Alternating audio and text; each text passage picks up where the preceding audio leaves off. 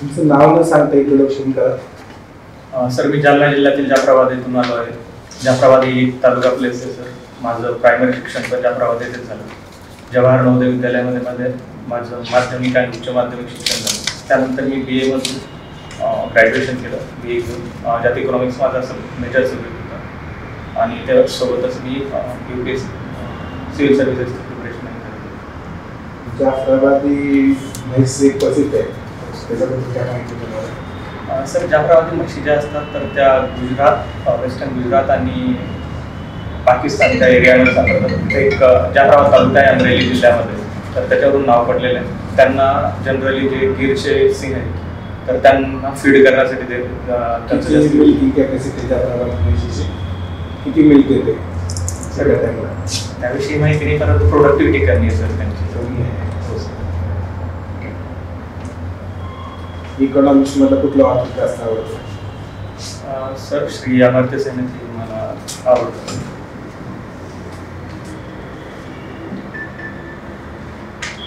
उस्मानाबादचं नाव काय बदललं?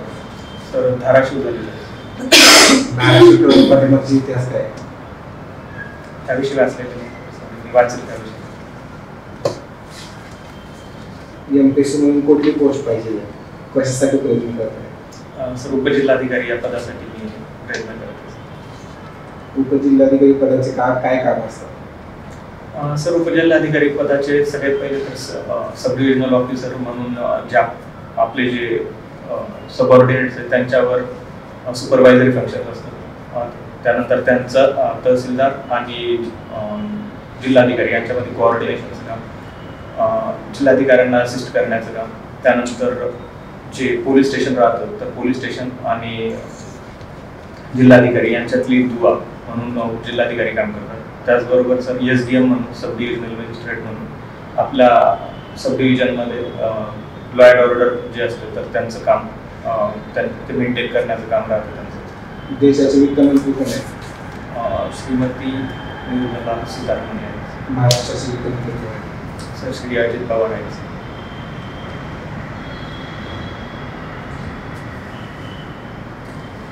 तुम्ही जालना जिल्ह्यात आहात.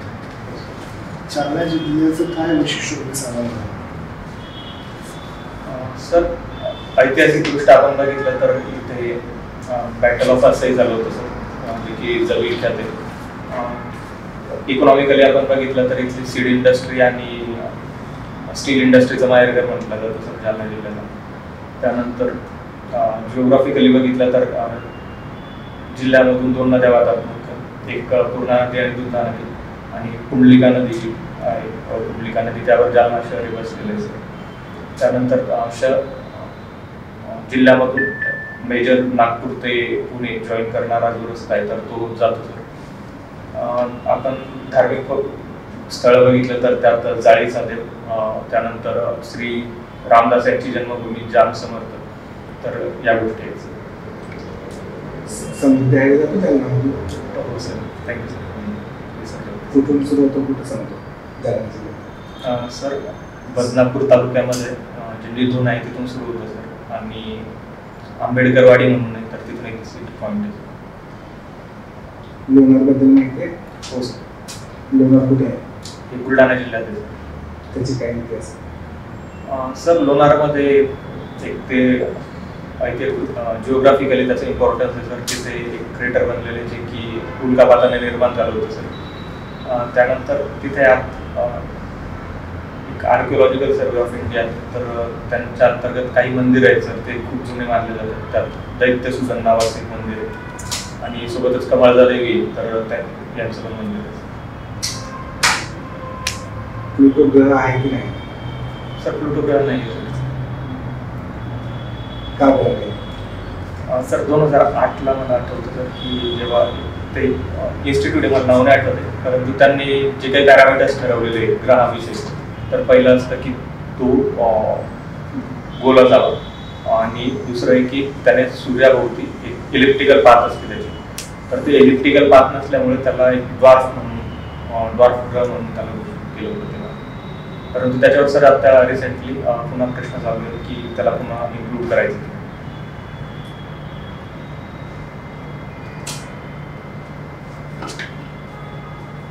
सपोर्टिव्ह.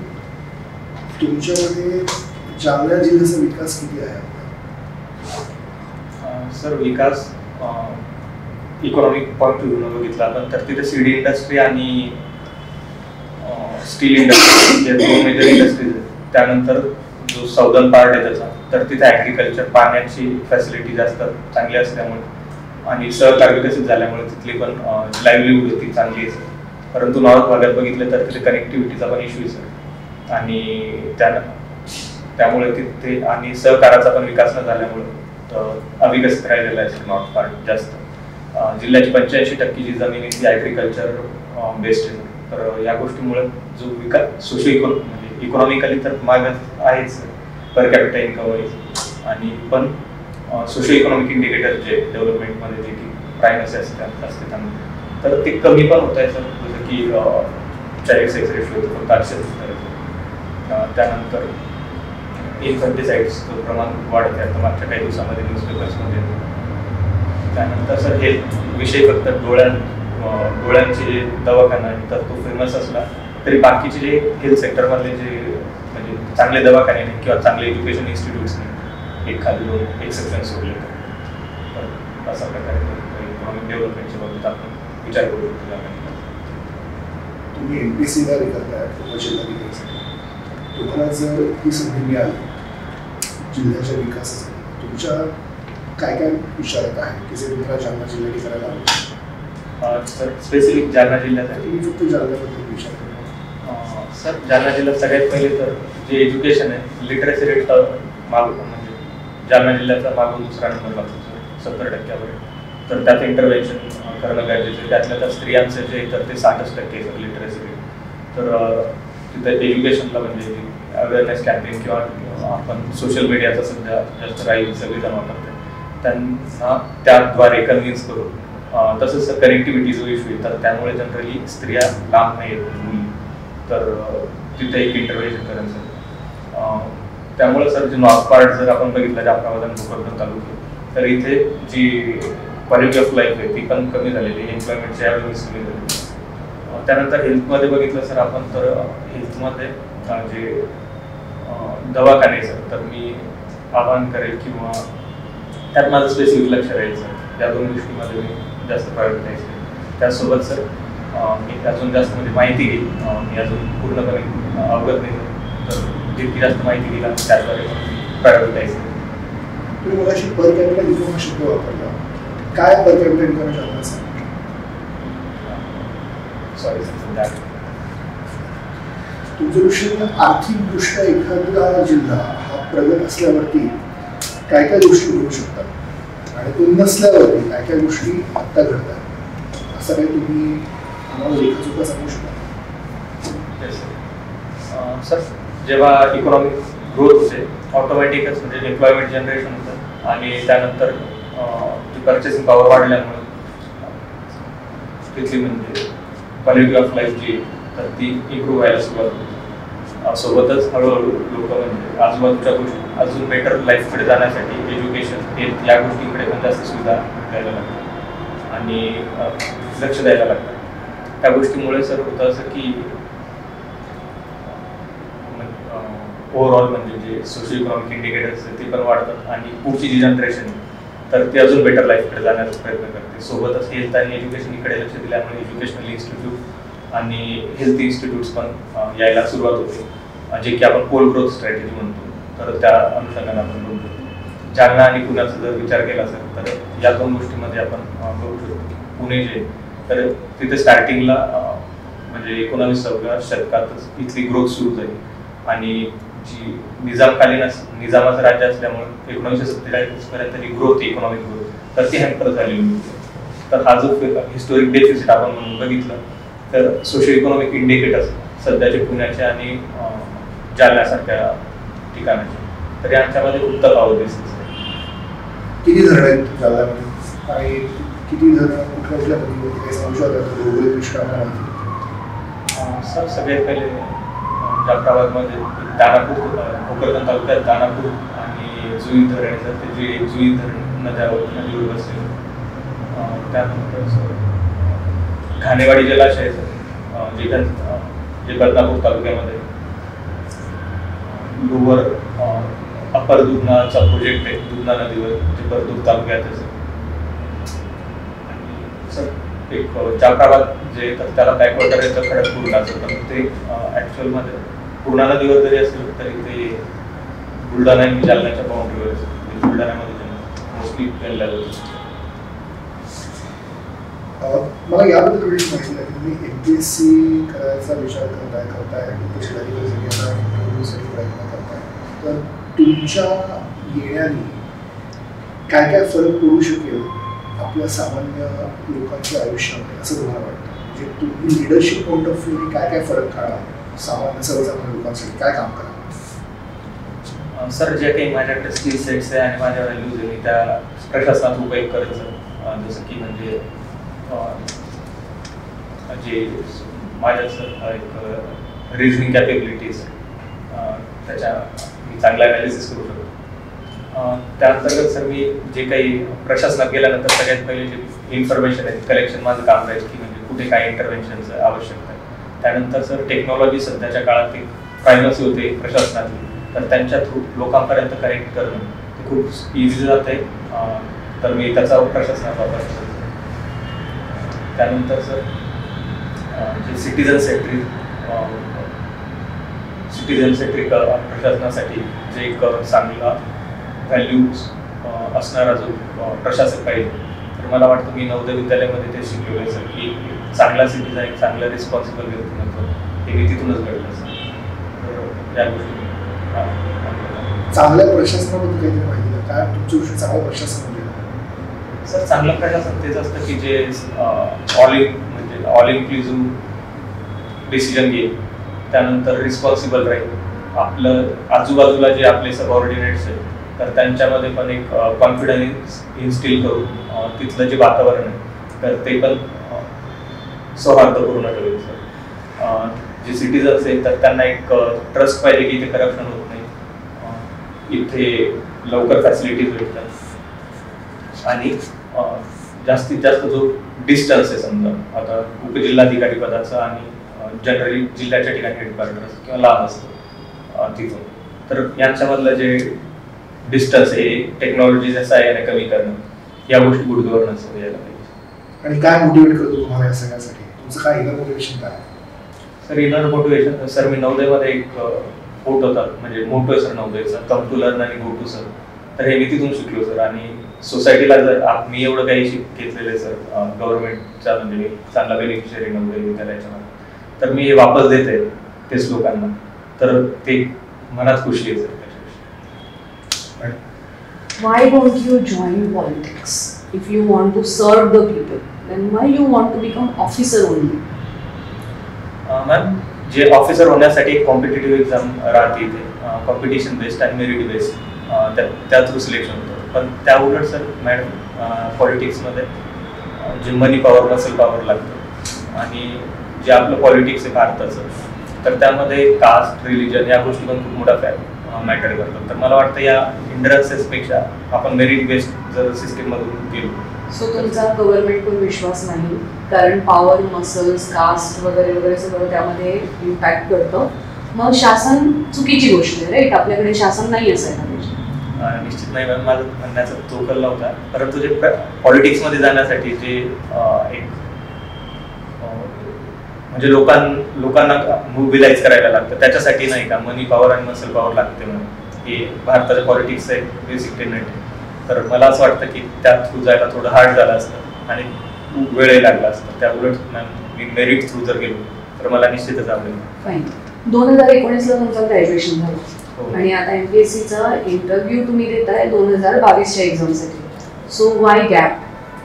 मॅम, मी UPSC CSCचं प्रिपरेशन करत होतो पहिले.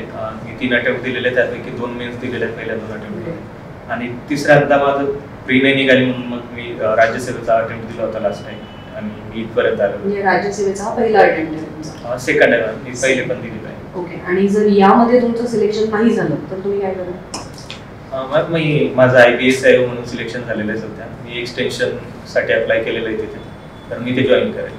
IBS IO ACIO, assistant central intelligence officer. Fine.